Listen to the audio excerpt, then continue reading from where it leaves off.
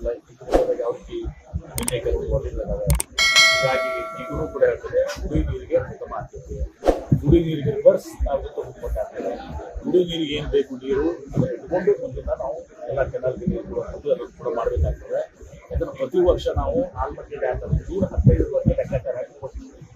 ಈ ಸಲ ಮತ್ತೆ ಈಗ ಪರಿಸ್ಥಿತಿ ಬದಲಾವಣೆ ಆಗಿದೆ. ಮತ್ತು ನಾರ್ಮಲ್ ರೇನ್ಫಾಲ್ ಅಂತ ಹೇಳಿದಾಗ ಇದು ಬದಲಾವಣೆ ಆಗಿದೆ. ಅಲ್ಲೇನೋ ಬದಲಾಗಿ ನಾರ್ಮಲ್ ರೇನ್ಫಾಲ್ ಅಂತ ಬರ್ತದೆ. ಯಾಕೆ ನೋಡೋಣ ಅಂತ ಮತ್ತು ನಾರ್ಮಲ್ ರೇನ್ಫಾಲ್ ಆದ್ರೆ ಜೂನ್ 15ಕ್ಕೆ ಅರ್ಥ ಆಗ್ತದೆ.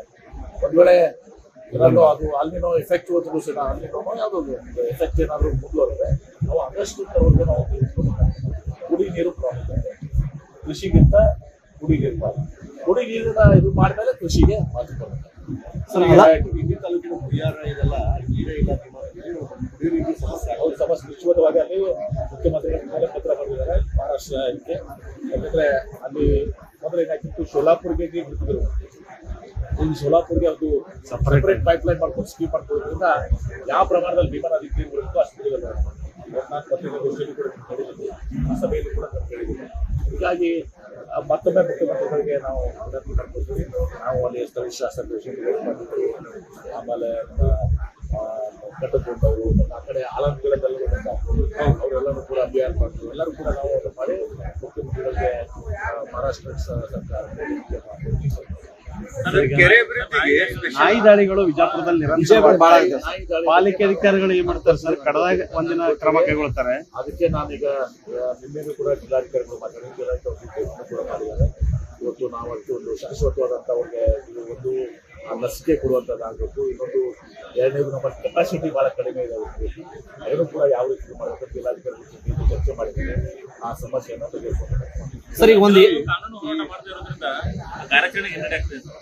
ಕಾನೂನು ಹೋರಾಟ ಮಾಡ್ತಾ ಇರ್ತಾರೆ ಕೆಲವರು ನಾಯಿಗಳನ್ನ ಸ್ಥಳಾಂತರ ಮಾಡಬೇಡಿ ನೋಡಿ. ಅದು ಕಾನೂನು ಸುಪ್ರೀಂ ಕೋರ್ಟ್ ನಿರ್ಧಾರ ಮಾಡಿದೆ.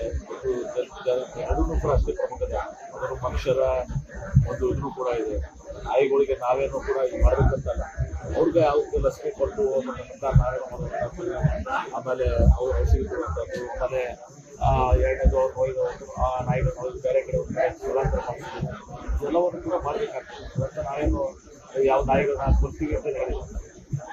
ಹೀಗಾಗಿ ಅದಕ್ಕೆ ಕಾಂಪಿಟೇಷನ್ ಮಾಡ್ತಾರೆ. ನಾಯಿಗಳು ಅಗ್ರೆಸಿವ್ ಆಗಲಿಕ್ಕೆ ಪ್ರಮುಖ ಕಾರಣ ಏನಂದ್ರೆ ಸಂಪೂರ್ಣವಾಗಿ ರಾಜಕೋಟೆ ಏನು ಬೇರೆ ಕಡೆ ಎಲ್ಲ ಬಯಲು ಜಾಸ್ತಿ ಇದೆ. ಅಲ್ಲಿ ಏನ್ ಮಾಡ್ತಾರೆ, ನಾನ್ ವೆಜ್ ತಿನ್ನು ಅಂದ್ರೆ ಮಾಂಸಾಹಾರಿ ಏನೆಲ್ಲ ತಂದು ಬೀದಿಗೆ ಹೆಸರು ಕಾಣುತ್ತೆ. ಆ ಮಾಂಸ ಬೇರೆ ಕಲರ್ ಕೊಡ್ಬೇಡ್ರಿ. ಅಂಥದ್ದು ಏನಾದ್ರು ಇದ್ರೆ ನಾನು ಟಿಶ್ಯೂರ್ಗೆ ಹೇಳ್ತೀನಿ, ಪರ್ಮಿಷನ್ ಕಲೆಕ್ಟರ್ಗೆ ಹೇಳ್ತೀನಿ. ಆ ರೀತಿ ಆಗ್ಬೇಕು ಅಂದ್ರೆ ಆ ರೀತಿ ಮಾಂಸ ಅದಕ್ಕೆ ನಾವು ಸರ್, ಅದಾನಿ ಕಂಪನಿಯಿಂದ ಒಂದು ವಿದ್ಯುತ್ ಲೈನ್ ಪುಣೆಗೆ ಹೊರಟಿದೆ ಸರ್. ಅದು ಒತ್ತಾಯ ಪೂರ್ವಕವಾಗಿ ಜಮೀನುಗಳಲ್ಲಿ ಈಗ ರೈತ ಒಬ್ಬ ವಿಷಯ ತಗೊಂಡಿದ್ದಾರೆ.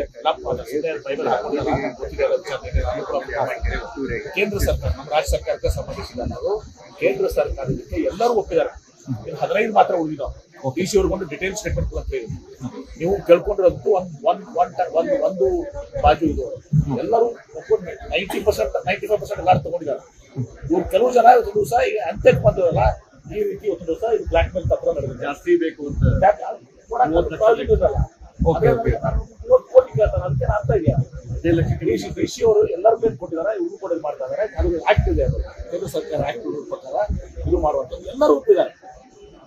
ನಿಮಗೆ ಒಂದು ರಾಂಗ್ ಇದೇನ್ ಮಾಡಿದೆ, ಇದು ಒಂಥರ ಒಂದು ನಾನು ಮತ್ತೆ ಹೇಳಿದೆ ಡಿ ಸಿ ಅವ್ರಿಗೆ ಮತ್ತೆ ಒಂದು ಸ್ಟೇಟ್ಮೆಂಟ್ ಕೊಟ್ಬಿಡಿ ಅಂತ. ನನಗೆಲ್ಲ ಸತ್ಯ ಗೊತ್ತಿದೆ ಡಿ ಸಿ ಅವ್ರಿಗೆ.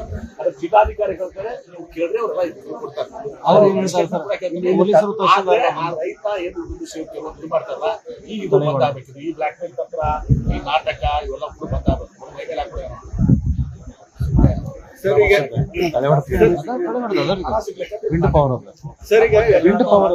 ನಾನೇ ಹೇಳಿದೆ ಗೊತ್ತಾ.